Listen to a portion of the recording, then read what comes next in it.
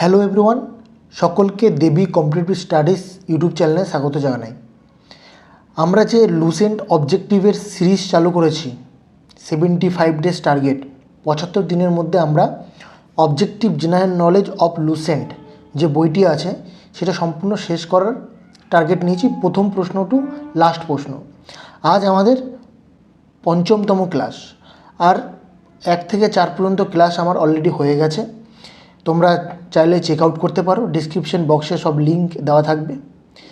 আজকের আমাদের চ্যাপ্টার হচ্ছে পোস্ট মৌরিয়ান বা প্রি গুপ্তা পিরিয়ড, অর্থাৎ আমরা লাস্ট ভিডিওতে মৌরিয়া ডাইনেস্টি পর্যন্ত পড়েছি এবং এর পরে যে মেন চ্যাপ্টারটা আছে সেটা হচ্ছে গুপ্তা পিরিয়ড। আর এদের মাঝখানে একটা পিরিয়ড ছিল যেখানে বিভিন্ন বংশ আছে, যেমন কুষাণ বংশ, শুঙ্গ বংশ, সাতবাহন বংশ, কানভা বংশ। এই 4-5টা যে বংশ আছে সেই বংশ সম্পর্কে কিছু ইম্পর্টেন্ট প্রশ্ন যেটা লুসেন্ট অবজেক্টিভ বইতে দেওয়া আছে, সেই প্রশ্নগুলো নিয়ে আমি আজকে ডিসকাস করব। সবগুলি এমসিকিউ প্যাটার্নের হবে যেহেতু অবজেক্টিভ জেনারেল নলেজের বই। তোমরা চাইলে এই বইটি দিয়ে আমার প্রশ্নের সাথে মিল করে চেক করে দেখতে পারো যে কেমন অ্যাকুরেসি আছে। তো চলো আজকে আমাদের ভিডিও শুরু করি। আর একটা কথা বলে রাখি, ভিডিও প্রতিদিন এই চ্যানেলেই সন্ধ্যে 8টার সময় কিন্তু আপলোড করা হয়ে থাকে। তোমরা অবশ্যই চ্যানেলটিকে সাবস্ক্রাইব করে রাখো এবং পাশে থাকা বেল আইকনেও ক্লিক করে রাখো যাতে সমস্ত ভিডিওর আপডেট তোমরা তৎক্ষণাৎ পেয়ে যাও। So let's start.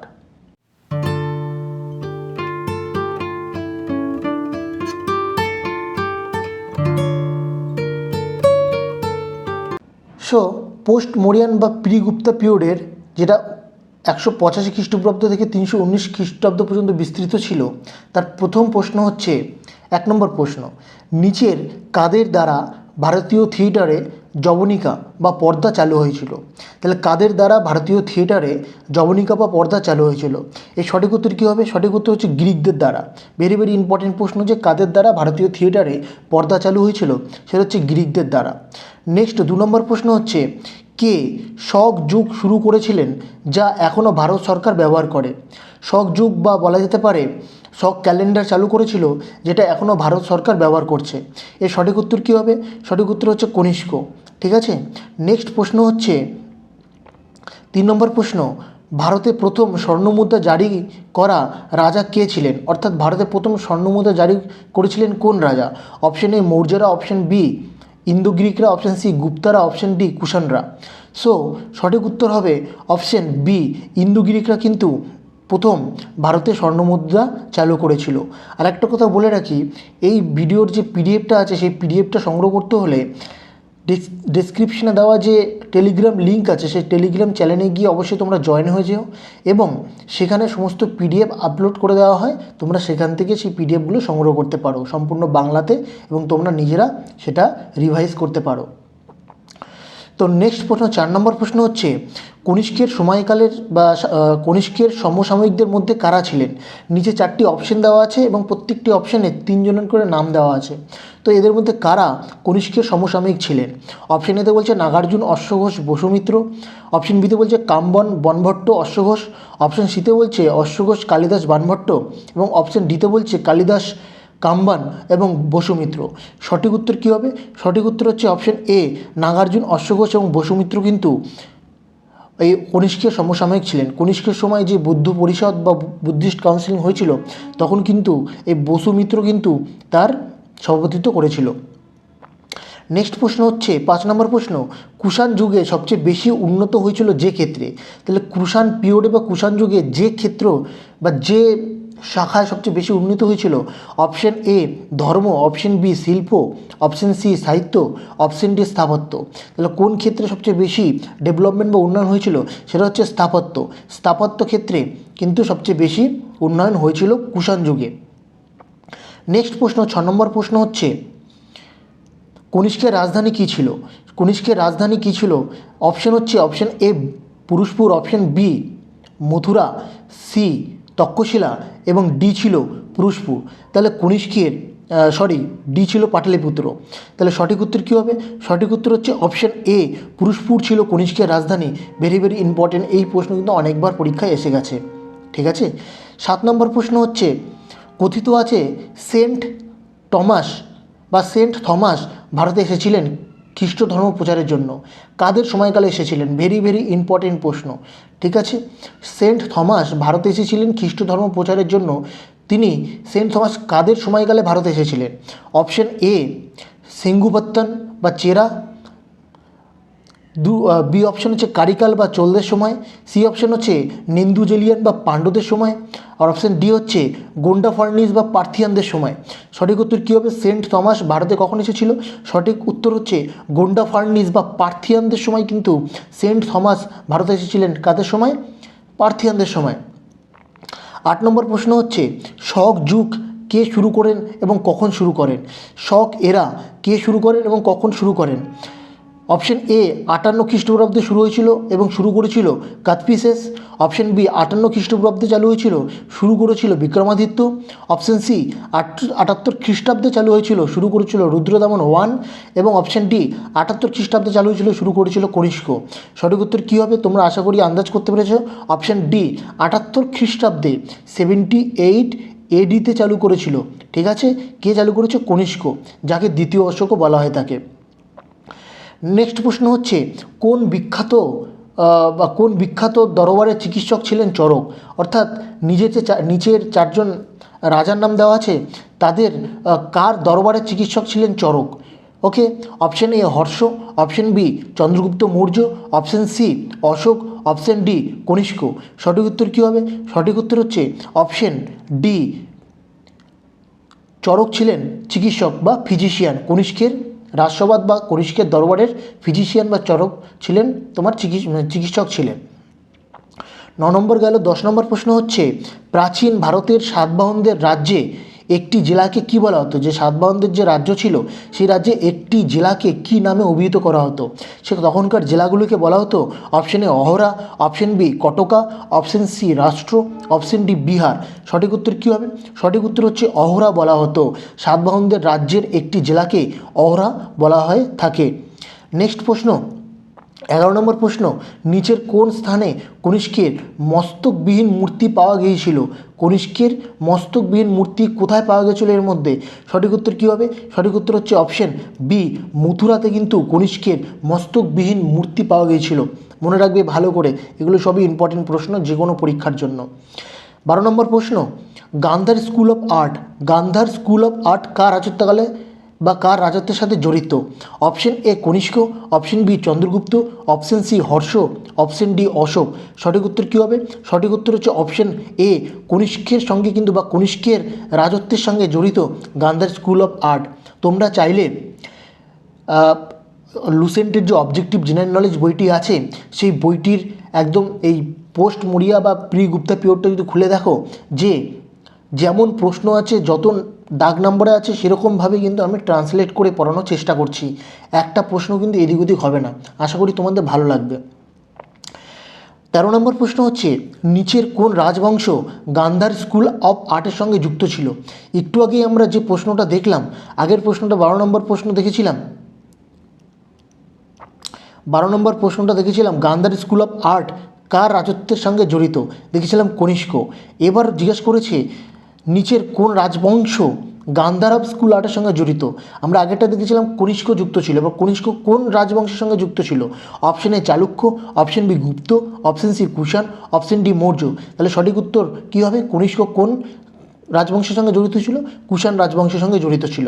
13 নম্বর প্রশ্ন হয়ে গেল। 14 নম্বর প্রশ্ন মৌর্য সাম্রাজ্যের ধ্বংসের পর ভারতে ক্রমাগত আক্রমণ চালানো হয় এবং প্রথম ভারত আক্রমণ করে কারা? তাহলে মৌর্য সাম্রাজ্য যখন ধ্বংস হয়ে গেল, ধ্বংসের পর ভারতে ক্রমাগত আক্রমণ চলতে থাকে। সে আক্রমণ চলার পথে যারা প্রথমবার ভারতে আক্রমণ করেছিল তারা কে ছিল? Option A Indo Bactrian, option B Sakas, option C Indo Parthian, option D Kushan. সঠিক উত্তর কী হবে? সঠিক উত্তর হচ্ছে ইন্দো ব্যাকট্রিয়ানরা ছিল প্রথম যারা মৌর্য সাম্রাজ্যের ধ্বংসের পর ভারতে আক্রমণ করেছিল। 15 নম্বর প্রশ্ন হচ্ছে নিম্নলিখিত বিবৃতি বিবেচনা করুন। নিচে দুটি বিবৃতি দেওয়া আছে এবং কোন বিবৃতিগুলো ঠিক হবে সেটা আমাদের নিচে অপশনতে চুজ করতে হবে।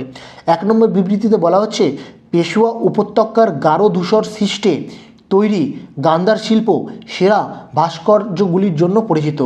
পেশোয়া উপত্যকার গারো ধূসর সৃষ্টে তৈরি। ঠিক আছে, গান্ধার শিল্প সেরা ভাস্কর্যগুলির জন্য পরিচিত। 2 নম্বর পয়েন্টে বলা হচ্ছে কুষাণরা হলেন প্রথম ভারতীয় রাজা যারা তাদের উপাসনালয়ে নিজেদের প্রতিকৃতি তৈরি করেছিলেন। তাহলে সঠিক উত্তর কী হবে? বলছে প্রদত্ত বিবৃতিগুলির মধ্যে কোনটি ঠিক? অপশন এতে বলেছে শুধুমাত্র প্রথমটা ঠিক, অপশন বিতে বলা হচ্ছে শুধুমাত্র দ্বিতীয়টা ঠিক, অপশন সিতে বলছে 1 এবং 2 উভয়ই ঠিক, এবং অপশন ডিতে বলছে কোনোটাই ঠিক নয়। তাহলে সঠিক উত্তর কী হবে? সঠিক উত্তর অপশন সি, 1 এবং 2 উভয়ই ঠিক। তাহলে 1 নম্বরে বলা হচ্ছে পেশোয়া উপত্যকার গারো ধূসর সৃষ্টে তৈরি গান্ধার শিল্প যে ভাস্কর্যগুলি আছে সেগুলো খুবই পরিচিত, এটা ঠিক কথা। 2 নম্বর পয়েন্টে বলছে কুষাণরা হলেন প্রথম ভারতীয় রাজা যারা তাদের উপাসনালয়ে নিজেদের প্রতিকৃতি তৈরি করেছিলেন, দুটোই কিন্তু সঠিক। নেক্সট প্রশ্ন 16 নম্বর প্রশ্ন, নিচের কোন রাজবংশ শুঙ্গদের উত্তরাধিকারী ছিলেন? নিচের কোন রাজবংশ শুঙ্গদের পরে বা শুঙ্গদের উত্তরাধিকারী হয়েছিল? Option A Satavahana, option B Kushan, option C Kanva, option D Gupta. সঠিক উত্তর কী হবে? সঠিক উত্তর হচ্ছে অপশন সি, কানভারা কিন্তু তোমার শুঙ্গদের পরে ছিল। তাহলে শুঙ্গরা এসেছিল, তারপরে কানভারা এসেছিল। ঠিক আছে, নেক্সট প্রশ্ন 17 নম্বর প্রশ্ন হচ্ছে কনিষ্কের রাজত্বকালে একটি বৌদ্ধ পরিষদ অনুষ্ঠিত হয়েছিল, সেটা কোথায় হয়েছিল? মগধ, পাটলিপুত্র, কাশ্মীর, রাজগৃহ। আমরা আগের দিনে যে মৌরিয়ান পিরিয়ড চ্যাপ্টার 4 নম্বর ক্লাসে পড়েছিলাম মৌরিয়ান পিরিয়ড, সেখানে আমরা ভালো করে দেখেছিলাম একটা ট্রিক্সের মাধ্যমে, যেটা খুব প্রচলিত ট্রিক্স, সেটা হচ্ছে রাজা বেশি পাকা। তো রাজা 1 নম্বর, বেশি 2 নম্বর, পাও 3 নম্বর, কাও 4 নম্বর। তো রাজা থেকে হচ্ছে তোমার রাজগৃহ, তাহলে প্রথম বুদ্ধিস্ট কাউন্সিল বা প্রথম বৌদ্ধ পরিষদ হয়েছিল রাজগৃহতে। দ্বিতীয় বৌদ্ধ পরিষদ হয়েছিল বেশি থেকে বৈশালী।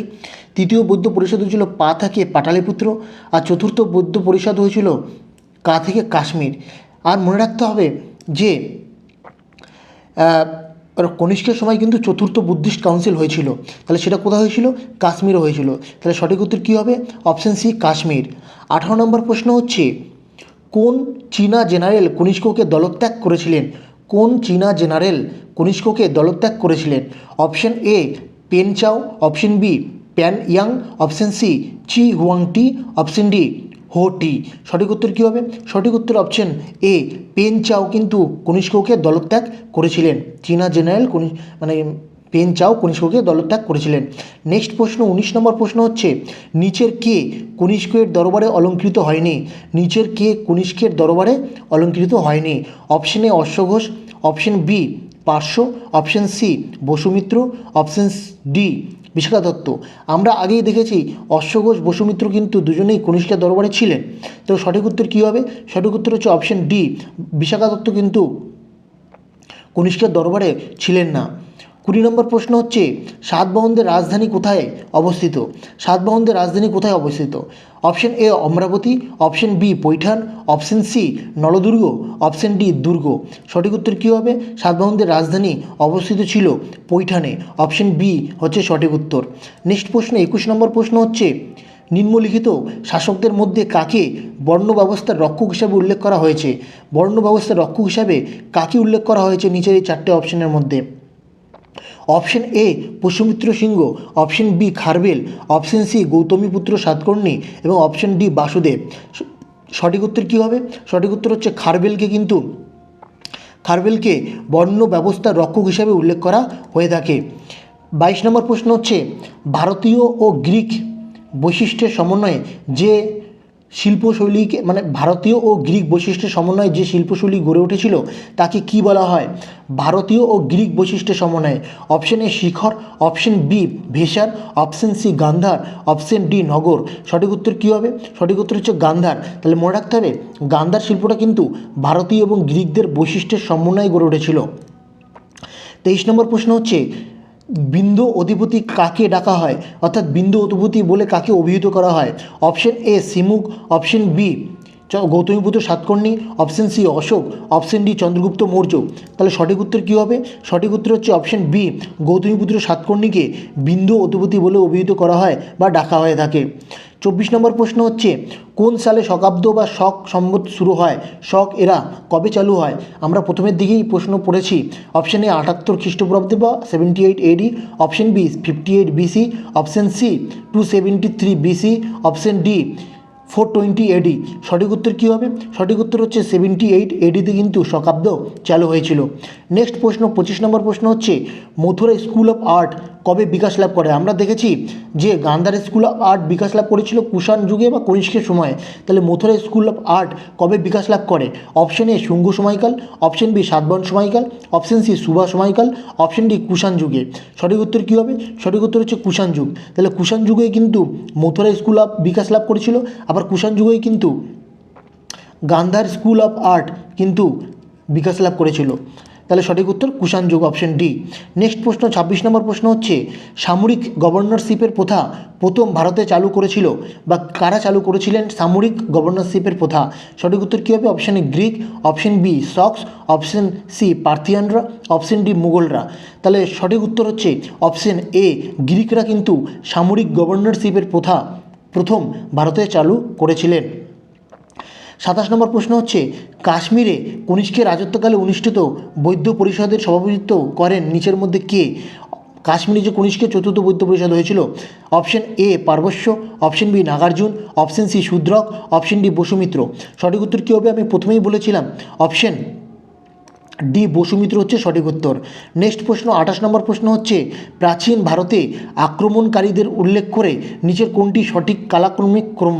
অর্থাৎ কারা একের পর এক যে যারা ভারতে আক্রমণ করেছিল পরপর যে রাজবংশগুলো আছে বা যারা আছে তাদের চিহ্নিত করো। অপশন এতে বলা হচ্ছে প্রথমে গ্রিকরা ছিল, তারপর শক ছিল, তারপর কুষাণ ছিল। অপশন বিতে বলছে প্রথমে গ্রিক, তারপরে কুষাণ, তারপর শক। অপশন সিতে বলছে শক, তারপরে গ্রিন, তারপরে কুষাণ। অপশন ডিতে বলছে শক, কুষাণ, গ্রিক। সঠিক উত্তর কী হবে? সঠিক উত্তর হচ্ছে অপশন এ, প্রথমে গ্রিক, তারপরে শক, তারপরে হচ্ছে তোমার কুষাণরা। ঠিক আছে, প্রথমে গ্রিক, তারপরে শকস, তারপরে কুষাণরা, জিএসকে। ঠিক আছে।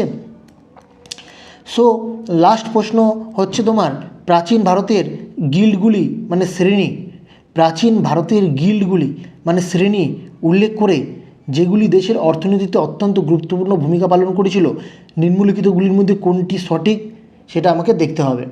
ঠিক আছে, তো তিনটি মোট পয়েন্ট দেওয়া আছে, এই তিনটি পয়েন্ট থেকে আমাকে বিবেচনা করতে হবে। প্রথম পয়েন্টে বলছে প্রতিটি গিল্ড বা শ্রেণী রাজ্যের কেন্দ্রীয় কর্তৃপক্ষের সাথে নিবন্ধিত ছিল এবং রাজা তাদের উপর প্রধান প্রশাসনিক কর্তৃপক্ষ ছিলেন। 2 নম্বর পয়েন্টে বলছে মজুরি, কাজের মান, নিয়ম এবং মূল্য গিল্ড বা শ্রেণী দ্বারা নির্ধারিত হয়। আর 3 নম্বর অপশন বলছে বা 3 নম্বর পয়েন্টে বলছে গিল্ডের বা শ্রেণীর নিজস্ব সদস্যদের উপর বিচারক ক্ষমতা ছিল। তাহলে নিচের কোডগুলি ব্যবহার করে সঠিক উত্তর নির্বাচন করুন। সঠিক উত্তর কী হবে? অপশন এতে বলছে 1 এবং 2, অপশন বিতে বলছে শুধুমাত্র 3, অপশন সিতে বলছে 2 এবং 3, অপশন ডিতে বলছে 1 2 3 তিনটেই। তাহলে আমরা দেখে নেব সঠিক উত্তর হচ্ছে শুধুমাত্র 2 এবং 3 হচ্ছে তোমার সঠিক। সো ধন্যবাদ বন্ধুরা, সম্পূর্ণ ভিডিওটি দেখার জন্য তোমাদের অসংখ্য ধন্যবাদ। যারা চ্যানেলটি এখনও সাবস্ক্রাইব করোনি অবশ্যই সাবস্ক্রাইব করে রাখো এই সমস্ত ভিডিও পাওয়ার জন্য, এবং পাশে থাকা বেল আইকনটা ক্লিক করে দিও যাতে ভিডিও আপলোড হলেই তোমাদের কাছে নোটিফিকেশান চলে যায়। আর যারা পিডিএফ সংগ্রহ করতে চাও তারা অবশ্যই ডেসক্রিপশনে দেওয়া যে টেলিগ্রাম লিঙ্কটি আছে সেখানে গিয়ে চ্যানেলটিকে জয়েন করো এবং পিডিএফ সংগ্রহ করো। ধন্যবাদ বন্ধুরা।